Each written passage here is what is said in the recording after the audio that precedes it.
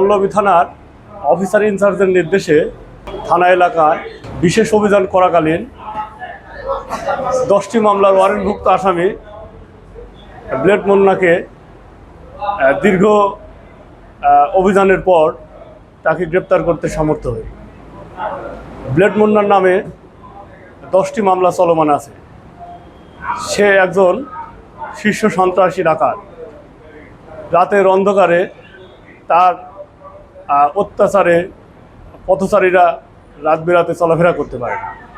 তাকে গ্রেপ্তার করায় গ্রামবাসী সাধুবাদ জানিয়েছে। সে মূলত পলাশনগর এলাকায় রাত্রি 12টা, 1টা, 2টা, 3টা, 4টা, 5টা পর্যন্ত সে ভোরের আলো না আসা পর্যন্ত সে সন্ত্রাসী কার্যক্রম পরিচালনা করে এবং তার কাছে সব সময় অস্ত্র থাকে এবং তাকে মানুষ এতটাই ভয় পায় যে তার থাকার ঘর দেখা দেওয়ার মতো কোনো লোক পাওয়া যায় না। সে এইরকম সন্ত্রাসী এবং এরকম দুর্ধর্ষ। আমার জানা মতে সে আমাদের এই এলাকাতেই সন্ত্রাসী কার্যক্রম পরিচালনা করে। কোন কোন এলাকায় করে আপনি জানতে পারছেন? পলাশনগর এলাকা, বাউনিয়াবাদ এলাকা, সবুজ বাংলা আবাসিক এলাকা, আদর্শনগর এলাকা, কালশি এবং এভিনিউ 5 শেষ অংশে নিয়মিত এর ডাকাতি কার্যক্রম, সন্ত্রাসী কার্যক্রম পরিচালনা করে।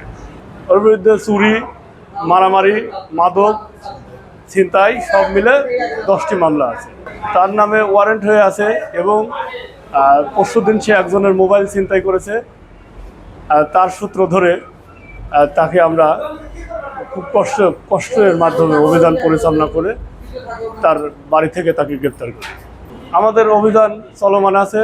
আজকে ব্লেড রনিকেও আমাদের আরেকটা টিম তাকে গ্রেপ্তার করেছে। তার নামে 17টি মামলা আছে। এভাবে এই এলাকা থেকে যত সন্ত্রাসী আছে সবাইকে গ্রেপ্তার করে আমরা সন্ত্রাসমুক্ত পল্লবী করব। আমি sub inspector Salauddin Al Mamun, 34 batch, Pallavi থানা।